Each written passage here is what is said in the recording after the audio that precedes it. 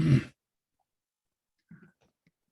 right, so yeah, let me just try to recall where we were from last time.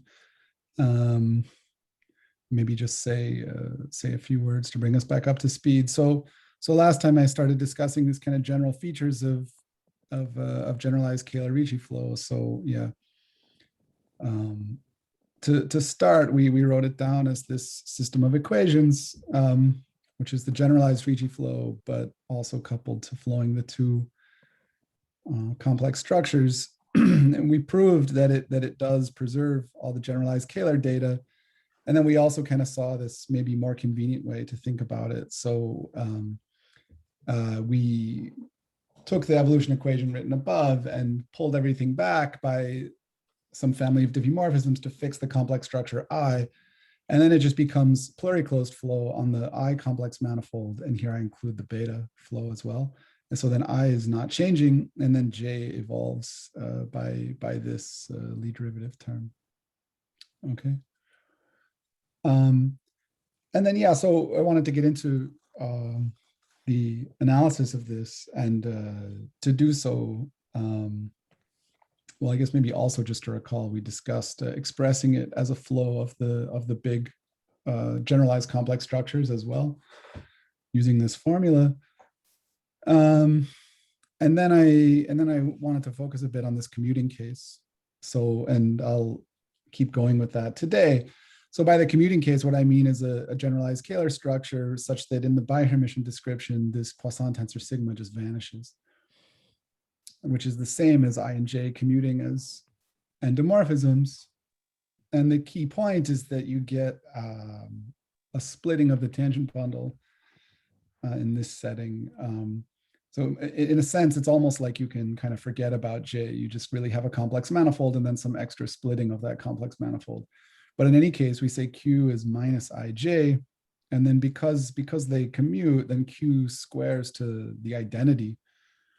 And so the plus minus one eigenspaces of Q give a splitting of the tangent bundle and even of the I holomorphic tangent bundle.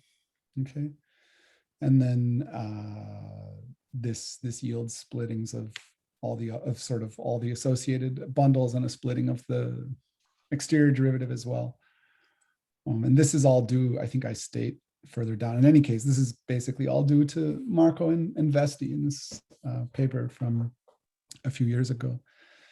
And then, yeah, so we discussed some examples where the point for all the examples is basically that you either literally take products like this, maybe of Kähler manifolds, but that's not so interesting, or you can take quotients of products. So this is how like the Hopf surface inherits a commuting generalized Kähler structure, where so the two complex structures, we had like the standard complex structure on C2, and then here maybe it's not super clear. There's a minus sign there, and then you change the orientation of one of the complex planes, and you get a second complex structure. Okay, right, and then yeah, sort of moving a bit forward, I guess I sort of ended with this remark that because we have this kind of local, well, okay, let me show the formula. So we had this kind of deformation construction where you can take a given generalized Kähler structure of this kind and you can sort of perturb it by a potential in this way and get a new generalized Kähler structure. And moreover, yeah, I discussed how locally you can always express the metric in terms of a potential exactly like this. So this is just like the local DD bar lemma in Kähler geometry, but well, depending on how you want to think about it, in terms of the complex structure I, it's either like pluri-subharmonic in the plus directions and pluri-superharmonic in the minus directions, or it's sort of pluri-subharmonic, but with respect to the wrong complex structure, depending on how you want to think about it. And yeah, and so with these things in mind, you sort of would hope that since these structures sort of locally are described by one function, then maybe the generalized Kähler-Ricci flow should be described in terms of one function. And that's true. And here I wrote down like locally what this expression is. or what the scalar reduction is. And yeah, so the first thing I want to do is kind of prove the sort of correct global formulation of this equation. So as I wrote it, this only makes sense in local complex coordinates. But yeah, okay. So I don't know, any questions about it before I begin?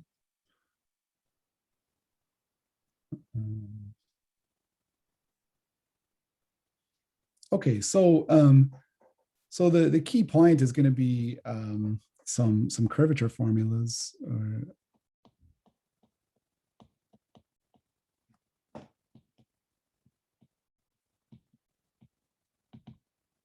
So recalling that we have the 1-0 forms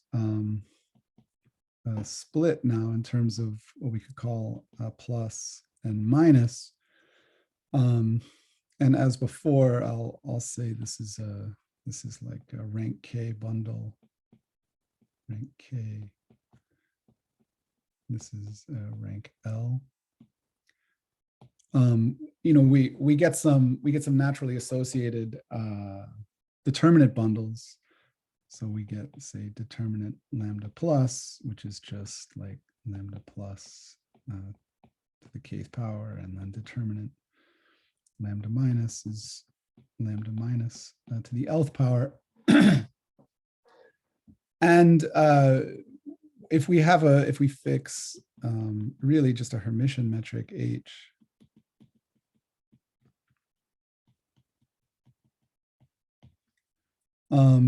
we of course we can restrict it to the plus and minus sub bundles. So we could write, I mean, we could even ask that it respect the splitting and just split as a sum like this. And maybe write omega H is like HI, the Kähler form.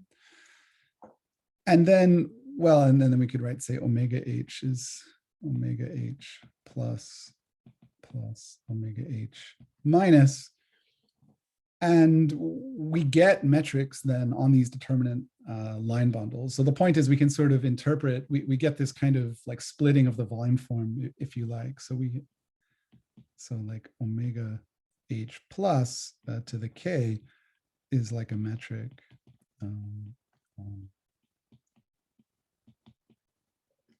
It's like a metric on this bundle, and omega H minus to the L is a metric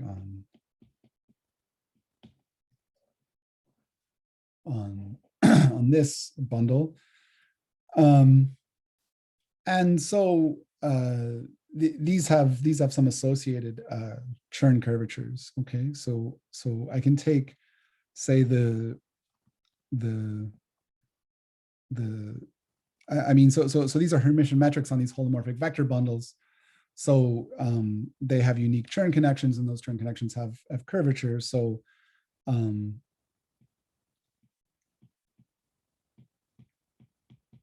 so just for shorthand, I'll just call this rho plus of the metric H. And likewise, Jeff? Yeah. So your Hermitian metric has anything to do with the generalized scalar structure, or is some arbitrary? I guess for now, no. These are just some general definitions. But of course, in the end, I'm going to, yeah. But you are assuming that lambda plus is orthogonal to lambda minus. I guess, yeah. I mean, yeah. I did fix one, yeah, which respects the splitting. Yeah. Okay. Mm-hmm. But even this, I mean, it's not really necessary. It will just, any Hermitian metric will induce a metric on these different sub bundles and then induce these sort of volume elements, etc. But and then so likewise, this will be rho minus H. Okay. And of course, these, again, these locally have these simple descriptions, right? So this is like minus I del bar. Maybe for emphasis, I add the I. Log determinant omega H plus. This is the local formula. This is just the same kind of transgression formula.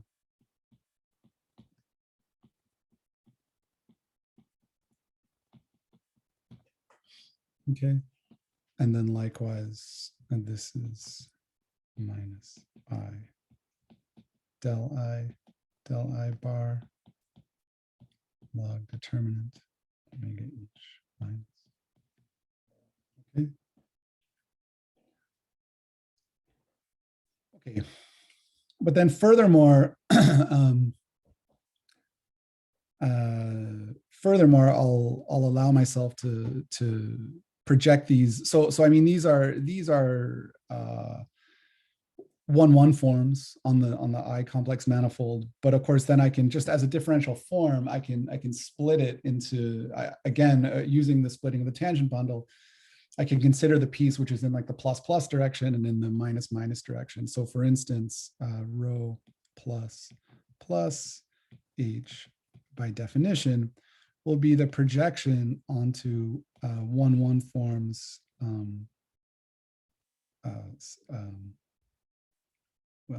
sorry, 1-1 forms of T star plus of rho plus and rho plus minus H will be the projection onto 1-1 forms built out of T minus of rho plus. So I'm just literally projecting it as a form onto these different sub bundles.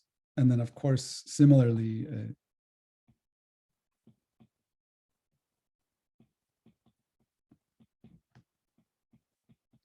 I have rho minus plus and rho minus minus.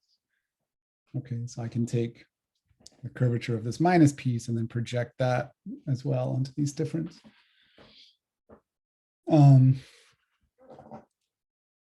different sub bundles. Okay, and then the key identity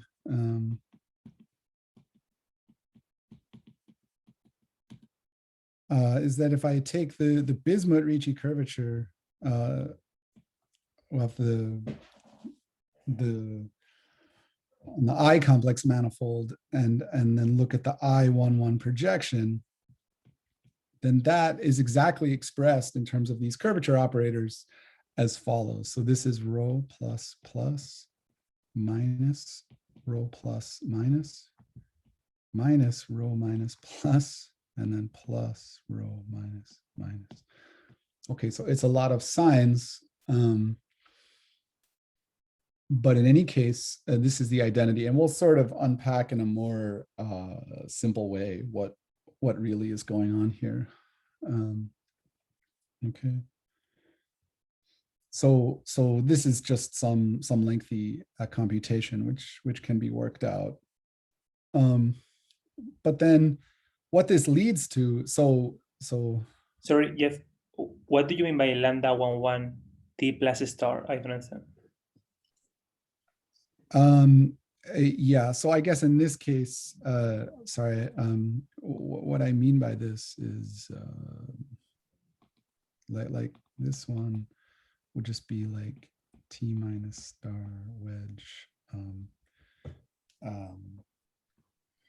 wedge its conjugate, basically.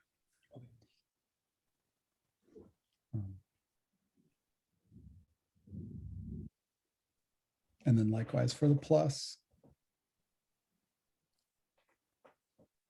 So if you just unpack basically the usual transgression formula for the first Chern class and this formula, it leads to a generalized transgression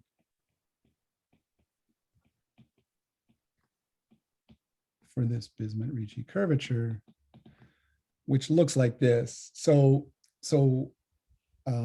maybe we just recall in the Kähler world, I could take the usual Ricci curvature of, say, of a metric G, and then take the difference with the metric H, And this is expressed globally as minus I del bar log omega g to the n over omega h to the n. Okay. So this is the global description of like the difference of two Ricci curvatures on a Kähler manifold. Okay. But so how does this look now? So now, and it's quite elementary once you have this expression. I can take rho bismuth I of the Kähler form associated to a generalized Kähler metric G, and then take the difference with omega H. And well, this is the formula. So it's minus I del bar plus minus del bar minus log of the following quantities. So I have omega G plus to the K wedge omega H minus to the L over omega H plus to the K wedge omega G minus to the L.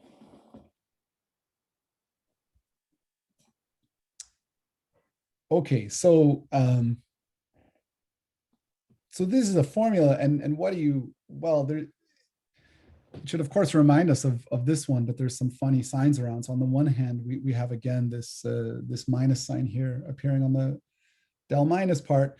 But I mean, it's worth just pausing for a second and noting in the case, like the Kähler case is just recovered by sort of having no minus direction, for instance. Then it's just I equals J, and these terms are gone, and it's exactly just recovering this formula.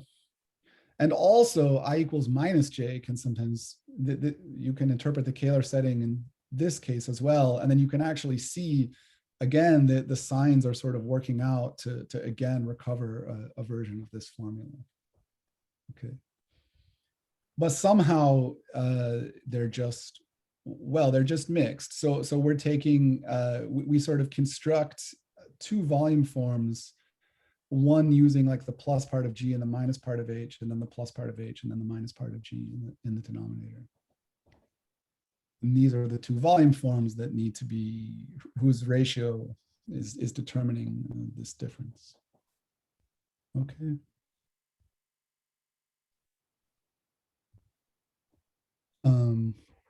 So yeah, in any case, this is basically, I mean, these are all just computations, if you like. This can be proved. And then once you know this and the usual transgression formula for the first Turing class, it's easy to prove this one. Okay. But then we can ask like how to use this to reduce the generalized Kähler-Ricci flow on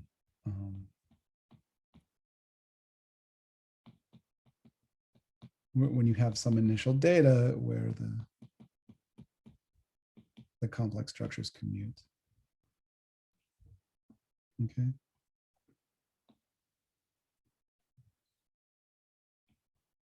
Okay. And basically what we can do is just sort of directly rebuild the solution to generalized Kähler-Ricci flow as a scalar flow. Okay. So we're given this initial data. We're given this Gij. And so the first thing is to construct a family of backgrounds.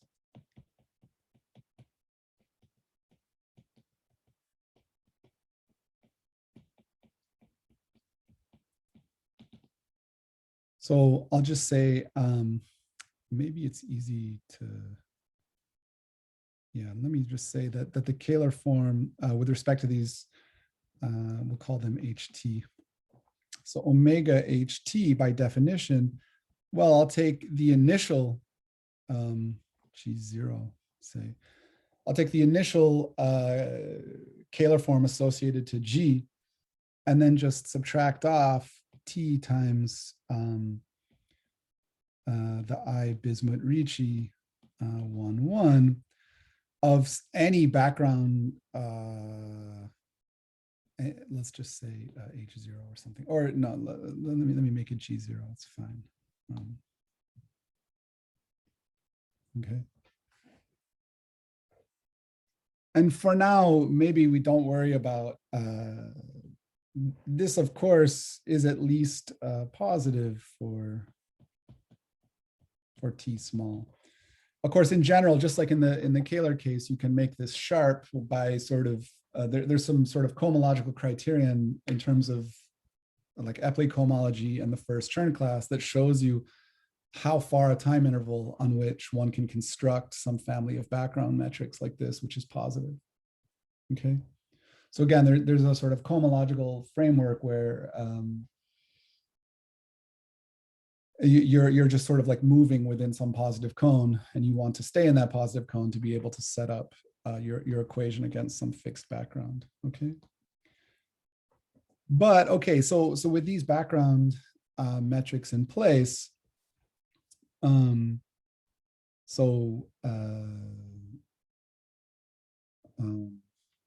actually maybe HT wasn't the best letter. Let me actually change this and make it like G tilde. Okay. And then so this is like the first step, and the second step is we want to solve the following equations. So del U del T. So this is a scalar equation, and this is how it's going to look. So I want to try to keep that on the screen as well, but okay, maybe not. So this is log of omega G tilde T minus I. This is the plus part, del plus del bar plus U to the K wedge omega G naught minus to the L divided by omega G naught plus to the K wedge omega G tilde T minus, oh, sorry, this one is plus, and this one is minus I del minus del bar minus U to the L.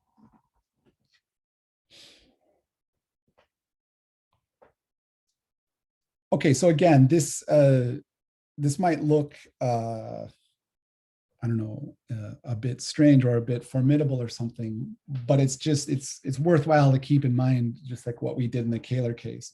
So basically, right, in the Kähler case, we took our initial metric, we constructed this family of backgrounds or by just subtracting formally some, like the Ricci curvature of some metric. So the point is, like in the Kähler case, this lay in the cohomology class, like the initial one minus TC1. And then sort of against that background, we thought of our metric as this background plus IDD bar of a function U. And then this would be like, this would be the associated like Monge-Ampere PDE. Okay, it would just be this one. But now we have this splitting, this plus minus splitting, and then we have sort of both of these terms. If you're familiar with elliptic PDEs, this might look, well, it might look not parabolic, but it is, because the point is this kind of minus Hessian appearing here, it appears in the denominator. So maybe I just make a single PDE remark, which is that this is parabolic, but the problem with these signs shows up in the second derivative. So it's not concave or convex. It's mixed. It's concave in these plus variables, and then it's convex in the minus variables.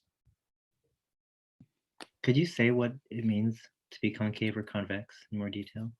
So, so yeah, in general, you have like very abstractly a PDE, which is like this. So it's like some function of the Hessian of U. And then the idea is like formally when you vary this operator F twice in the, I mean, okay, I wrote it. I mean, it can be even more general than this. Like there's maybe dependence on the gradient on U or something like this. But as a function just of these of the sort of matrix Hessian part alone, it should be convex. So for instance, like log determinant is a classic example of log determinant of a matrix is a classic example of something that is convex in the just like as a function of matrices. This is like how you can think of it. And so in this case, it's like as a function of the Hessian, it should be convex. And so in any case, yeah, like I said, log determinant is convex, but then, you know, whereas I guess like log determinant minus a or something like that is concave. And yeah, and then what you have is like a mixture of these two behaviors. Or no, sorry, it's just, sorry, it's more like you just think of this as a difference of logs. What I said is wrong. You think of it as a difference of logs, and each of them is, I guess, concave actually, but because there's the difference in sign, that one is concave, one's convex.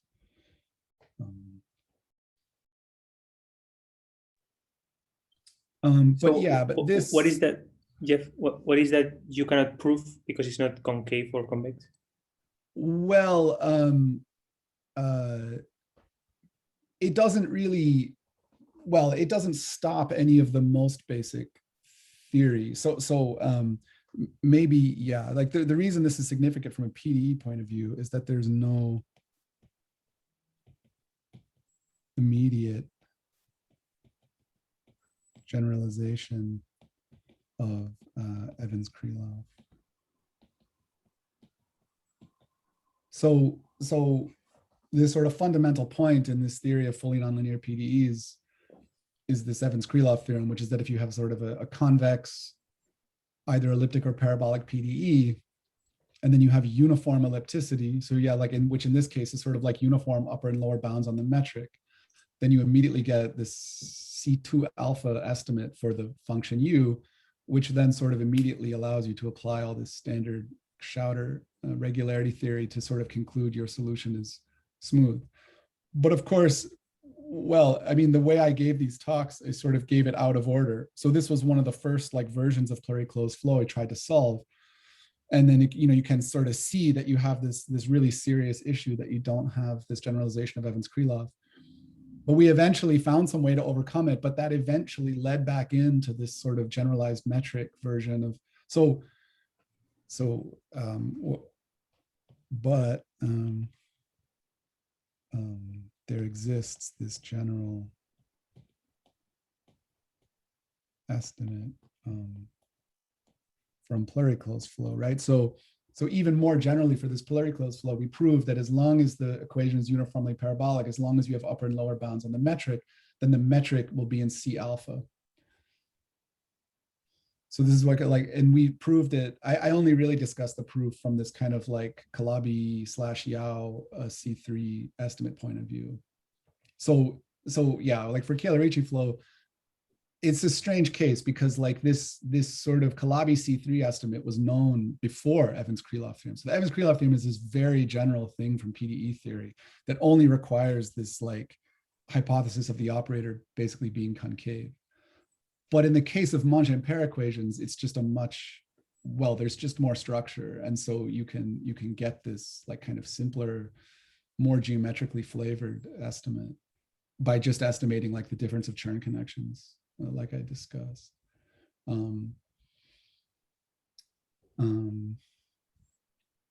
Yeah, so, and yeah, maybe just to finish the thought. So I discussed how in broad generality for this pluriclosed flow, if you have uniform control over the metric, then the metric will be in C alpha. Now, what does that mean for this?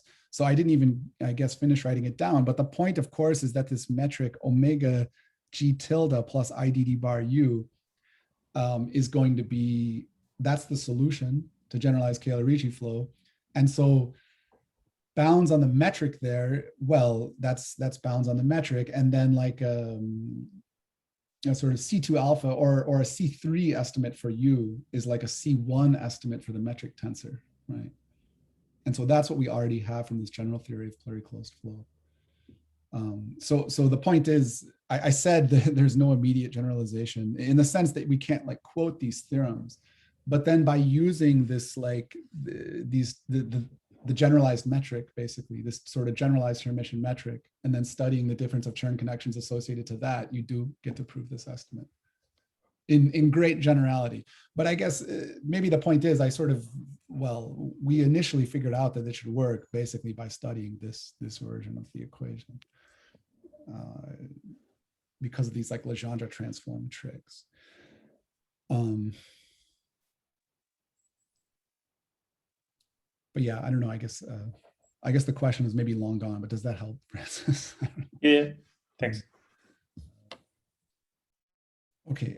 Yeah. So how does it go? So I have my family of backgrounds, and then I imagine I can solve this scalar PDE, and then yeah. So we have this remark, and then the point is, so the claim is that if I take omega g tilde t plus I del plus del bar plus minus del minus del bar minus u sub t. Okay, so again, this is the form of the like variation of generalized Kähler structure that we saw before, right? With this funny mixture of signs. That this is the solution to generalized Kähler-Ricci flow. Okay. And there's really very little to prove. So let's see if I can get it all on the screen. Yeah, it's essentially yeah, well, okay, maybe I just write down the proof. So ddt, let me call this omega t. ddt omega t. The point is, right, I get one term coming from the background. So I do have to differentiate this, and something non-trivial shows up, right? And the point is, this is minus the I bismuth Ricci of, how did I set it up? Of the initial metric, like G naught. And then plus, well, when I differentiate this, right, of course, these operators don't depend on time. And then I get I del plus del bar plus minus del minus del bar minus. Whoops. And let me just write del u del t here. And then maybe now we can just sort of see it, because the point, of course, is that I set things up precisely. So here's del u del t. I set things up precisely to just plug into this transgression formula, right? So you just kind of have to stare at these three formulas, like basically this one, and the formula, the equation for u, and then this transgression formula. And I mean, it's just exactly the way these pieces fit together for Kähler-Ricci flow, and you see you exactly get minus rho bismuth I. Sorry, there's like a 1 of omega t. Okay. Sorry, I think I've been maybe not completely consistent with the notation, like metrics versus Kähler forms, but hopefully it's okay.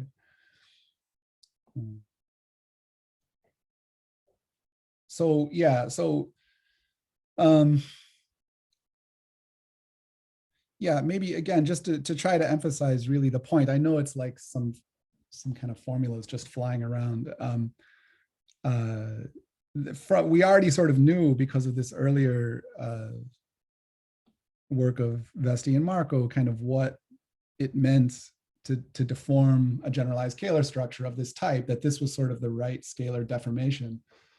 And then the point basically is that somewhat magically, this, again, this Bismuth-Ricci exactly has the same kind of deformation, if you like. It's sort of exactly expressed in terms of the same differential operator acting on some function which is built out of these volume forms in this way. Okay. And then this is sort of what allows us to then pretty much think of solving generalized scalar Ricci flow in terms of solving this scalar PDE.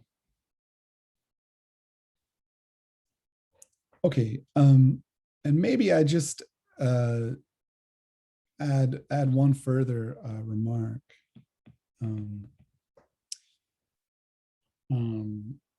Which is sort of what the maybe like analog of like Calabi conjecture should be in this setting.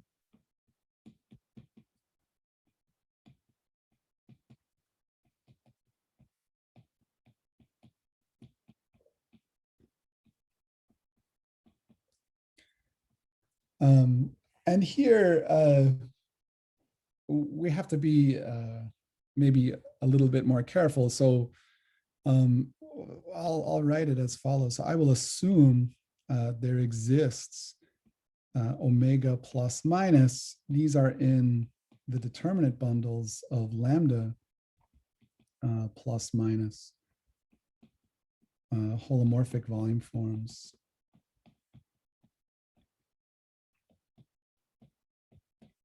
Which, of course, this is stronger than just assuming that the first Chern classes of these bundles vanish. And really what is sort of being assumed here then is that these big Ji admit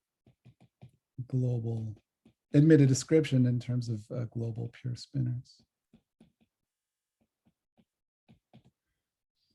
And basically you can write down what these are. So basically they look like this. So psi 1 is e to the I omega minus wedge big omega plus. This will be one of the pure spinors. And psi 2 is e to the I omega plus wedge big omega minus.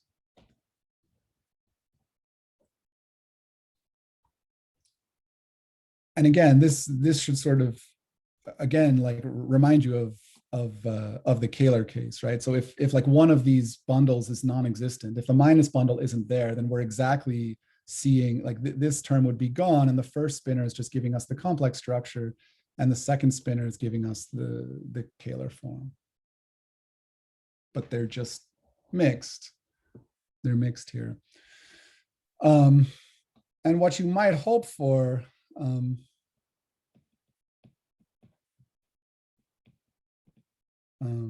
is that the flow exists globally and converges to Bismuth-Ricci flat. Although again, by this result of Godeshan that I mentioned before, and this is spelled out, I guess, in a couple places. I guess Vesti and I spell it out in our paper.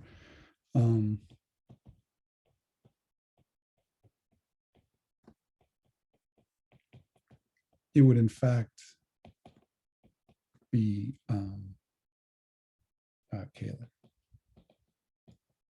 Calabia. Okay, so in fact there would be a strong rigidity.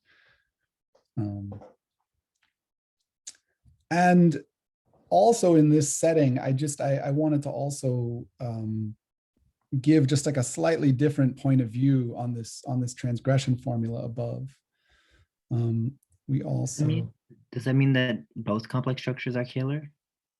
Yes, that would follow from this, if this were true. I mean, this of course is a lot to prove, but if what you can prove, I guess, is that a Bismuth-Ricci flat metric on a generalized Kähler manifold of commuting type, which admits global volume forms like this, is Kähler. And then both complex structures are Kähler then, yeah. So what do you mean by saying it's Kähler? Sorry, yeah, so let me, like what I mean here, that what this Godeschon result would say is, if you have M2N G, this isn't what it says, I'm just saying like a corollary of this theorem. If this is GK, this equals 0, and then like the I Bismuth-Ricci is 0, then in fact G is Kähler. And so because it's by Hermitian, then both complex structures are Kähler manifolds. Are Kähler complex structures.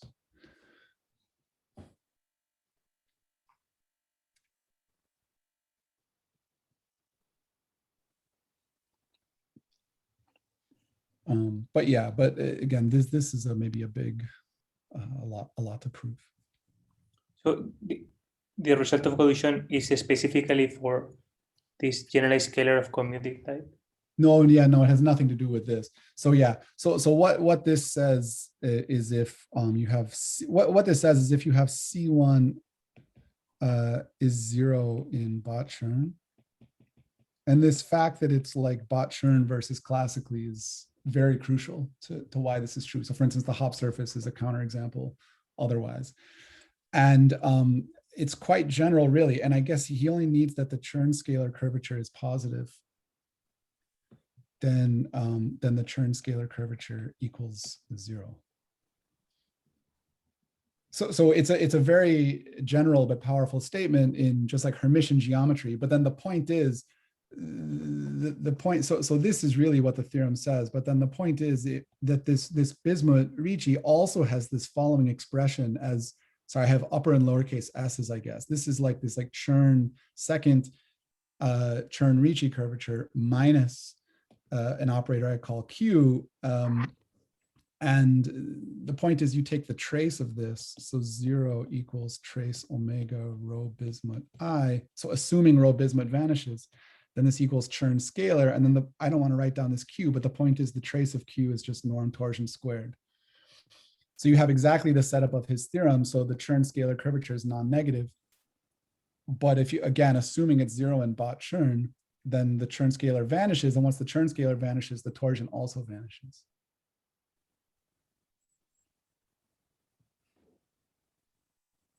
And so there you have it.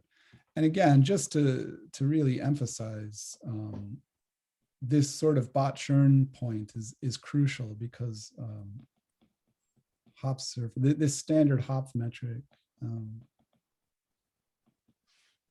is Bismuth flat. And C1 of the Hopf surface is of course 0, but not in Bot-Chern.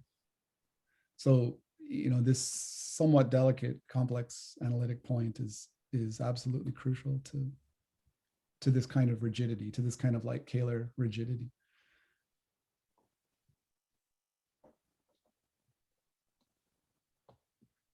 I'll just say like C1 of Hopf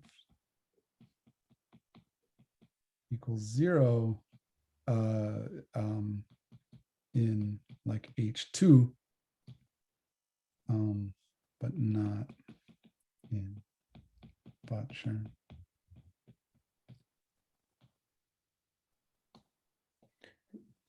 Do you need pluriclosed for the result by Godeschon or not? No, yeah. Given that. So for any Hermitian metric. Yeah, it's a very general thing. Yeah.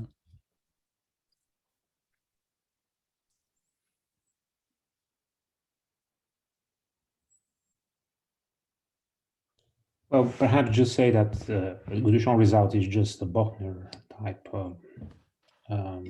Yeah, I mean, type argument. saying that if some scalar curvature is 0, you cannot have non-trivial sections of anti-canonical bundle or something of that sort, or they will be parallel rather.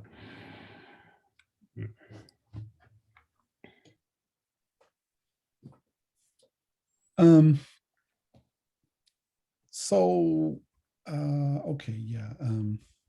I guess I'll leave this. Right. So I just wanted to also give a, well, maybe I can squeeze it in here. This is better.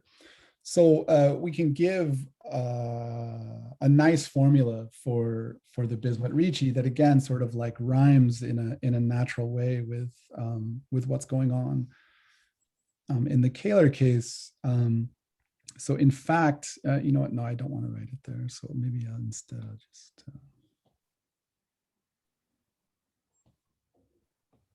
Oops.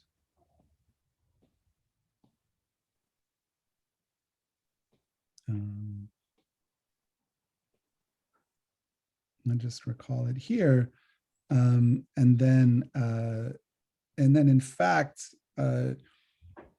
this I Bismuth-Ricci, well, it has the following expression. So this is a minus djd, so of log omega minus, omega plus to the k wedge big omega minus wedge big omega minus bar divided by omega minus to the L wedge big omega plus wedge big omega plus bar. So it might take, well, this shouldn't maybe be so surprising. This is, of course, very similar to how I wrote it before. But the point is, you can incorporate this sign that appears in that formula in a natural way by just saying, well, it's just the DD bar operator associated to the other complex structure. It's just DJ, it's that operator, this del plus del bar plus minus del bar minus is just the DD bar operator associated to the complex structure J. And then of course, what I've done here is just use the fact that these are, that the metrics that these holomorphic volume forms induce on the relevant bundles are flat. Then I can just, this is like the transgression formula, but it's comparing against the metrics coming from these holomorphic volume forms, which is just 0. Okay. The curvature of those is 0. And then going even further, we can write it in an even simpler way. This is minus djd of a function I might call phi. So where just phi by definition is this right-hand side. So this is log omega plus k wedge omega minus bar over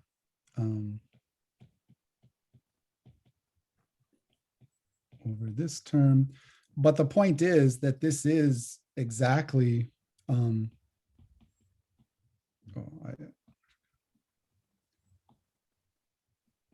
forgot the log.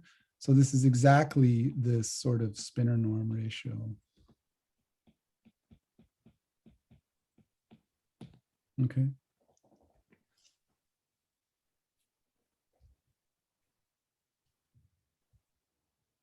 So, and again, this is like this is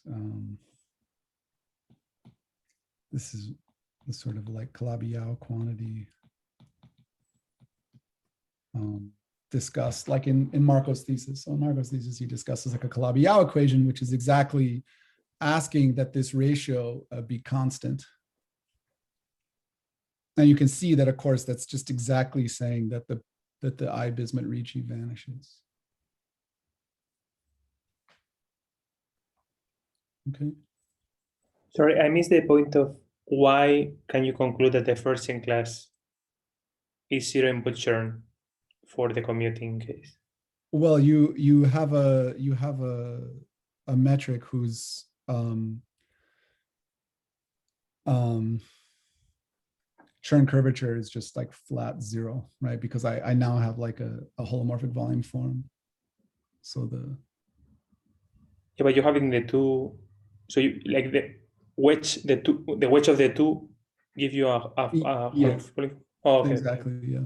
It's like stronger even than the usual hypothesis. I mean, yeah, you have like this like splitting of a you have a holomorphic volume form which splits as a wedge product. Okay, thanks. These like partial holomorphic volume forms. That's right.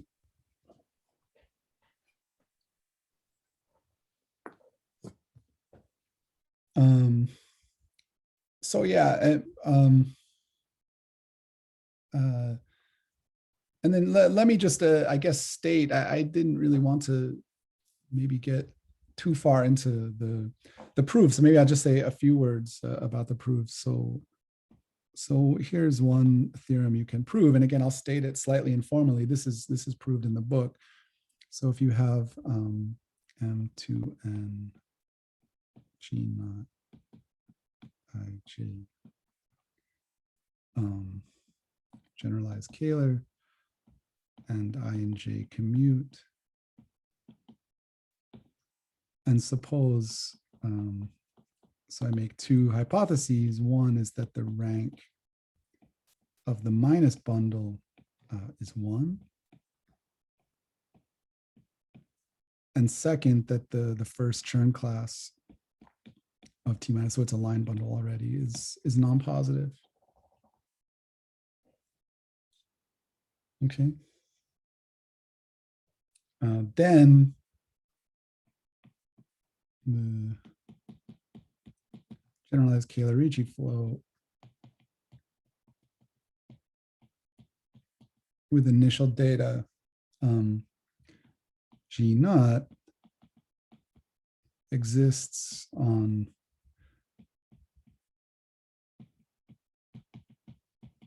the cohomologically maximal time interval.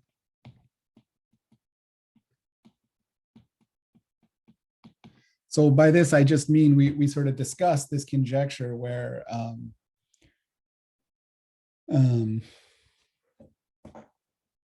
like in the pluriclosed case, like we have this positive cone, and again, there's a relevant cohomology class, and so as long as that cohomology class remains in the positive cone, the solution will exist smoothly.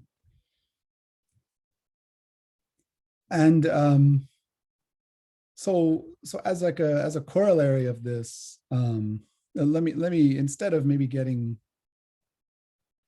too far into the proof of how this goes, let me just sort of give an example. So in the case like n equals 2, and the Kodaira dimension of M is 1, at least we can think of these as torus bundles over some surface sigma, where the genus of sigma is at least 2. And yeah, so like I said, Marco and Vesti showed that you have indeed these generalized Kähler structures of commuting type on these manifolds.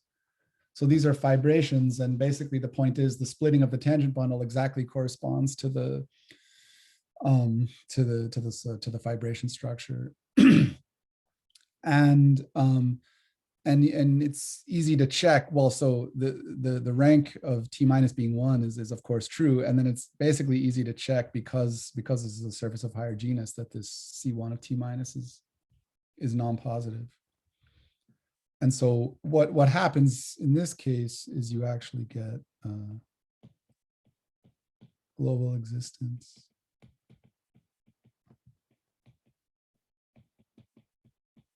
of this generalized Kähler-Ricci flow. And we don't yet say a lot about convergence, but one expects, and you can prove this in some cases, or let me just say it like this. One expects M4, and then you take the time t metric and divide by t, that this should converge in the Gromov-Hausdorff topology to sigma, with G sigma, where this is constant curvature -1 metric.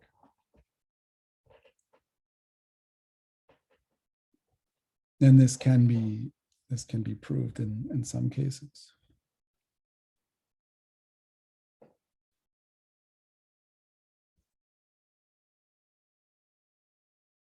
Okay. The fibers get contracted. That's the, yeah, exactly. Yeah. So yeah, we're seeing like dimensional collapse. Yeah.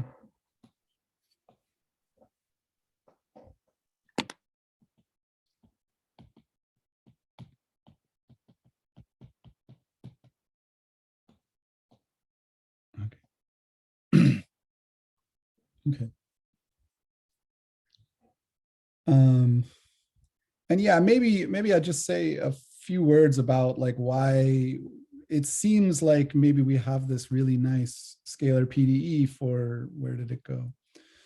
I mean, we have this fairly nice scalar PDE. Surely we can just solve it. Why do we need these conditions at all? Well, the reason is basically to do with sort of, again, this kind of convexity or not of the equation, that one needs the potential itself to satisfy a nice differential inequality along the relevant time-dependent heat flow, and that's just not true. And so the point is that this hypothesis gives a sort of a priori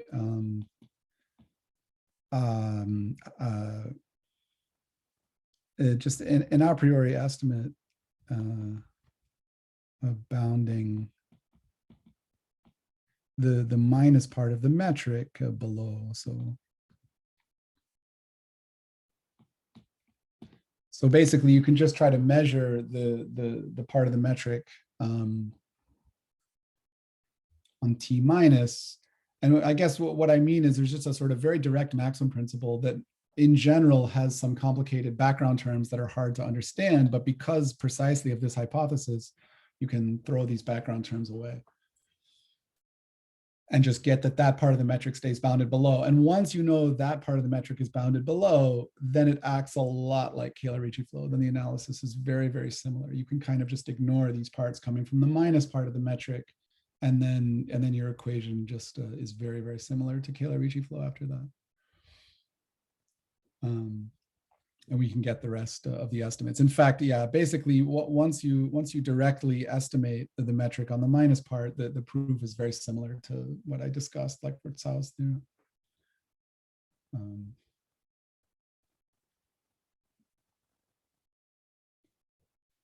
Okay, and then that's one theorem. And another theorem which can be proved is sort of in this Calabi-Yau setting. So, so if I have M2N G I J, this is generalized Kähler, and J commute, and there exists omega minus, omega plus minus holomorphic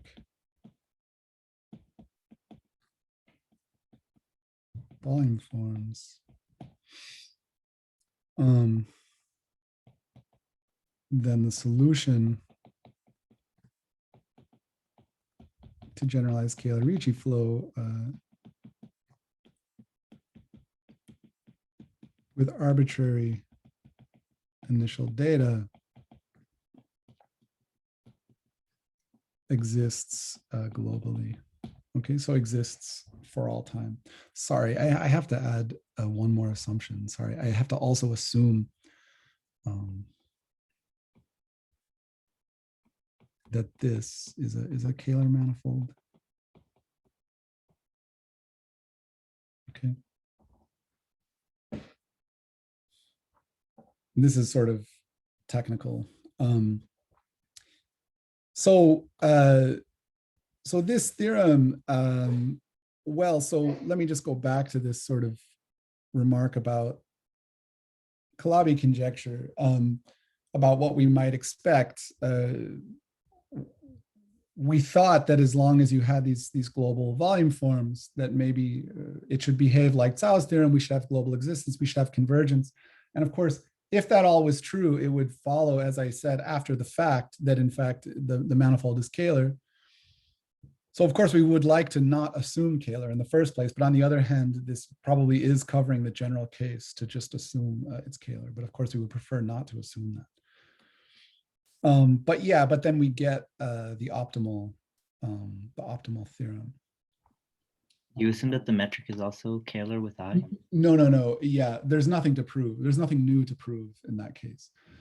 I'm just saying, like, the background manifold admits Kähler metrics, and that is necessary. Well, I mean, it's a pretty technical point in the proof, but basically, it again has to do with like setting the flow up against a certain background, and if that background is Kähler, then certain terms just don't appear in some evolution equations, which otherwise cause problems.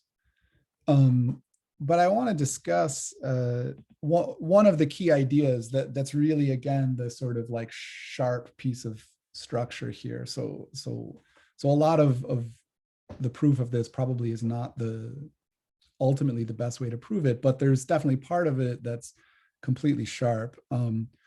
So let's just recall the key sort of geometric input of Zhao's theorem for Kähler-Ricci flow.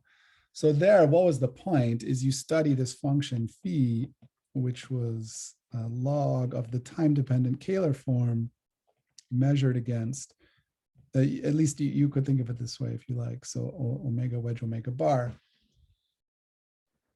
So this thing was sort of, at least from a geometric point of view, is measuring the determinant, measuring like the volume form of the associated metric.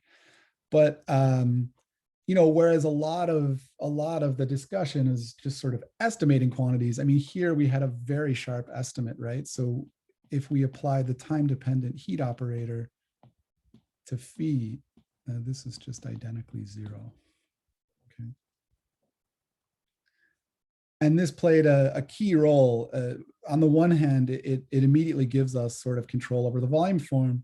But on the other hand, it also, I didn't discuss this part very significantly, but I mean, it plays a key role in understanding the convergence as well when you use this Liao point of view. Okay. I mean, and it really matters. I mean, like all these other quantities, there's some maybe garbage right-hand side that you control in some way, blah, blah, blah. But here, I mean, it really is just a heat equation on the nose, and this plays a key role. So the point here is that now, of course, you want to understand the geometry of this metric. We can measure volume forms, partial volume forms, whatever. You can get all kinds of different evolution equations. But the point is here, if we let phi be exactly this Calabi-Yau quantity again, so omega plus k wedge big omega minus wedge big omega minus bar divided by omega minus L wedge big omega plus wedge big omega plus bar, then again, this satisfies a heat equation on the nose. This satisfies a time-dependent heat equation.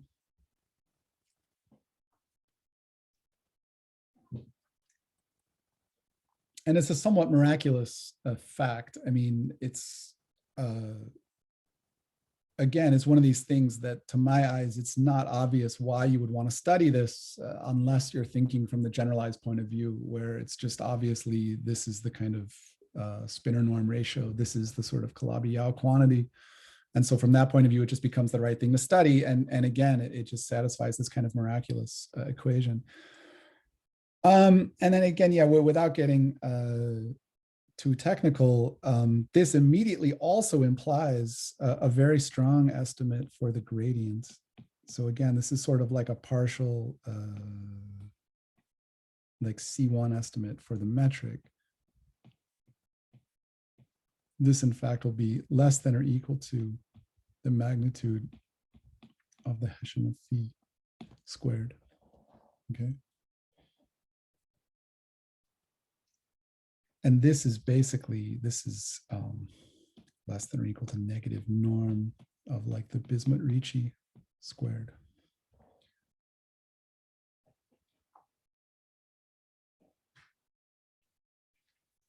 And again, this is a sort of a somewhat miraculous thing that's using some sort of special structure of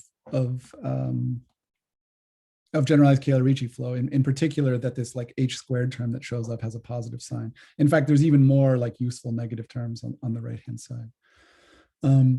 But so yeah, so these estimates immediately give you some control over. Well, you immediately get a control over this quantity phi, and then also the gradient of phi, and then you get this useful evolution equation which sort of bounds the entire curvature tensor. And yeah, so the next part is, well, these are the sort of sharp parts of the analysis, and the part I plan to completely skip is to use these two inequalities to control the flow via the U reduction, which is really the same as this kind of like alpha 1,0 form reduction. In fact, in a sort of strange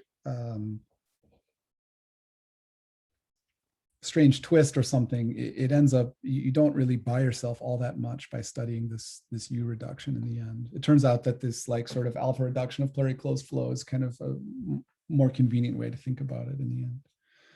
Okay, but in any case, there's a lot of like maximum principle arguments here that I don't want to drag us through, but the key point is that you have this kind of like Harnack type estimate here, which gives us a nice differential inequality with the entire Bismuth-Ricci curvature here on the right-hand side. I mean, this is like a very hard thing to come by. And this is very loosely analogous. Maybe I just make a remark again for like the Ricci flow people. This is very loosely analogous to the scalar curvature monotonicity.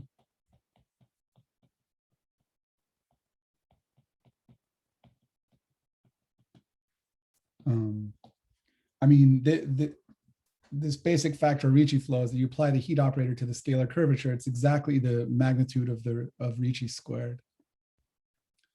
And this plays a huge role in throughout the analysis. And this is very kind of similar. You get this one-sided differential inequality, which exactly bounds the Ricci tensor squared.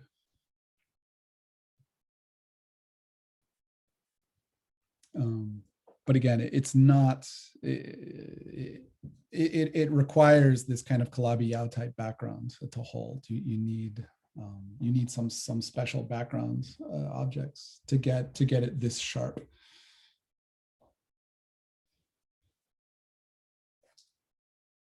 Okay.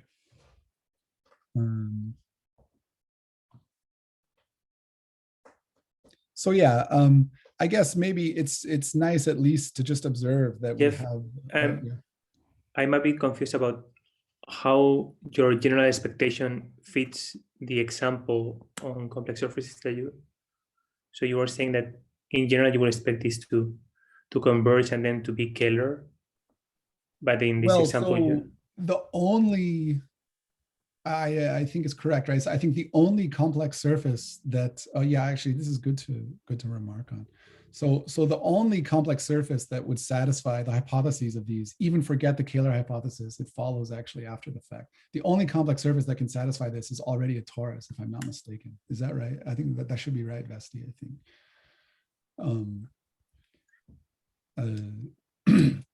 I mean, a C1 is 0 in Bott-Chern, and you have this splitting. I mean, it could only be like torus K3 or one of these Kodaira surfaces, but I think you can just sort of rule these out. You can rule out K3 and Kodaira surfaces sort of topologically. And so the only actual case when n equals 2 is the torus that fits, these hypotheses. And actually in that case, right? So actually, yeah, in the case of the torus, you can actually prove the whole thing, right? So I already discussed how like the whole plurally closed flow just converges to a flat metric. So in fact, yeah, maybe that's worth mentioning is that it's like by using a lot of special structure of n equals 2, it's all, or not here. Let me remark on it where I mentioned the conjecture. Yeah, so this conjecture is true when n equals 2. But we're using a lot of special structure, right? I'm using that I already know it happens to be on the torus. And then I don't even really need any of this special commuting type structure. It's just true for very closed flow. The point is that in the example that you wrote below, it doesn't have this global omega plus and omega minus. Okay. Yeah, exactly. Right. So Okay. yeah, like C1 of T minus in this case is strictly negative. It's basically, it's like the equivalent of like C1 of sigma, which is okay. Yeah.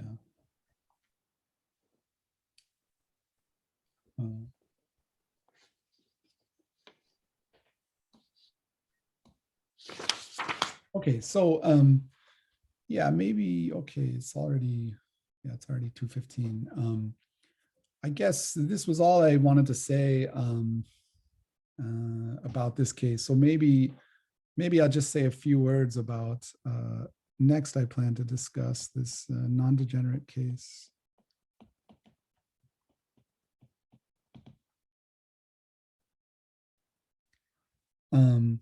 So here, this has been mentioned here before. Well, I'll just say 2n, even though it's 4-dimensional.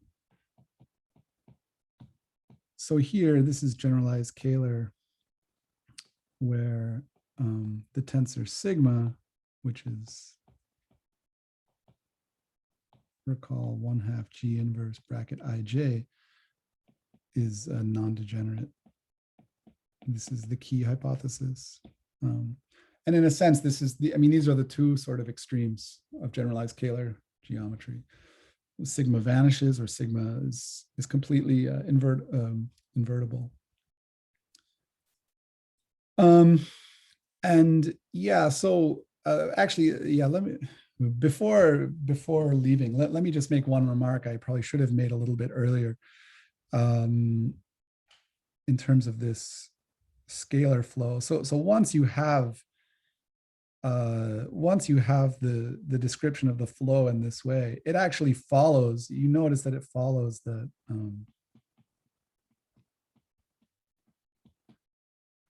J is actually fixed along the flow.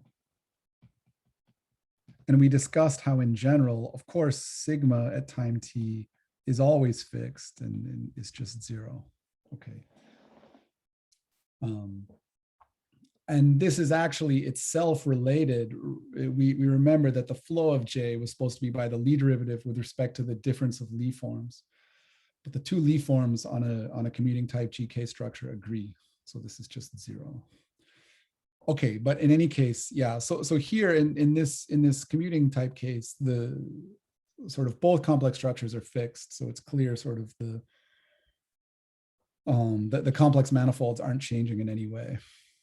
Okay, but the whole point in the non-degenerate case is that, well, it's sort of exactly the opposite. Okay, so the whole flow, as it turns out, will be determined purely in terms of big J. So yeah, maybe just as like a lead in for next time, I'll just say a few words. So here we set big omega is sigma inverse. And what's the, so it turns out that the generalized Kähler Ricci flow is determined entirely by omega Hamiltonian diffeomorphisms. Okay. And in fact, one way to think about it is entirely by the flow of J. This will turn out to be true.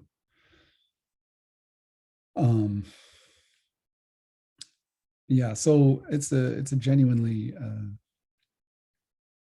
quite a different picture. But well, yeah, I think probably this is just a good place to stop, and I'll just pick up here next time and discuss, like, again, this kind of like basic structure, and I hope to show in the end kind of like an analogy between this case and the commuting case and the Kähler case that sort of points to this sort of general Calabi-Yau type conjecture that the generalized Kähler-Ricci flow seems sort of very naturally attuned to. So, okay, yeah. Thanks, guys.